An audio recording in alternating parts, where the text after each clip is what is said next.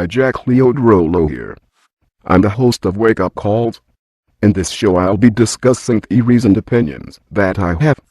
It may piss people off and may even cause controversy, but I do not care. The first theory is Coleman Gate. Mainly the current undecided Senate race in Minnesota. I personally feel that Al Franken won it back in November. The fact that there are missing ballots, that some ballots are not being counted because people didn't fill them properly, is putridly sickening. It's basically the 2000 presidential elections. The only differences are, it's a Senate race, and instead of it being Florida, it's Minnesota. Obviously there's fishy crap going down. I'm just glad that Al doesn't have plans to fly anywhere for a while. I hope Franklin gets what he rightfully deserves, the Minnesota U.S. Senate seat. The moral of the story is if your last name is Coleman, you drafted, supported and voted for the violent Legalization and Homegrown Terrorism Prevention Act, H.R. 1955 S. 1959, and you supported Bush 80% of the time. Minnesota is not for you.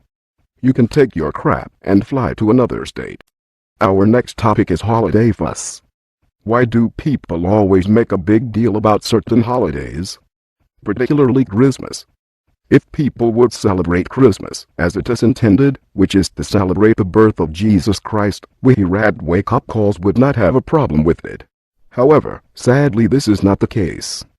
People use Christmas as an excuse to splurge on themselves, prove that they can act like cattle in a stampede, and they even do what this sign says: I want you to spend a lot to prove you love your family. Don't you just love being a part of a commercialist society that can make people act like cattle just because a few stores are having sales? If you said yes, then you have serious mental problems. 2 or 3 people died from that crap this year. The moral of this story is, if you are not into being trampled while shopping for gifts just to prove you love your family, then you might not be a commercialist. Our last segment is marijuana. Marijuana gets a bad rap in some people's eyes. Did you know that in 1850 it was 100% legal here in the U.S.? In fact, it was used for pretty much everything from food, paint and fuel to clothing and construction materials. Hemp is used. There are even hemp fibers in your tea bags. And several cars made today contain hemp. The conspiracy about how marijuana became illegal is that Andrew Mellon became Hoover's Secretary of the Treasury and DuPont's primary investor.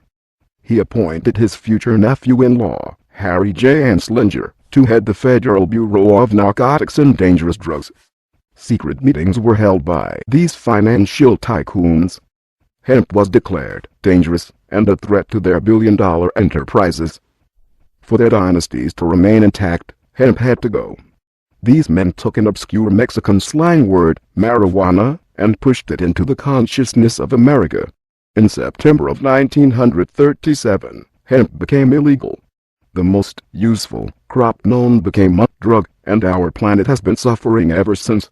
The moral of this story is if we want to get out of this financial crisis, Congress needs to consider revamping some laws so the true #1 cash crop can make a comeback.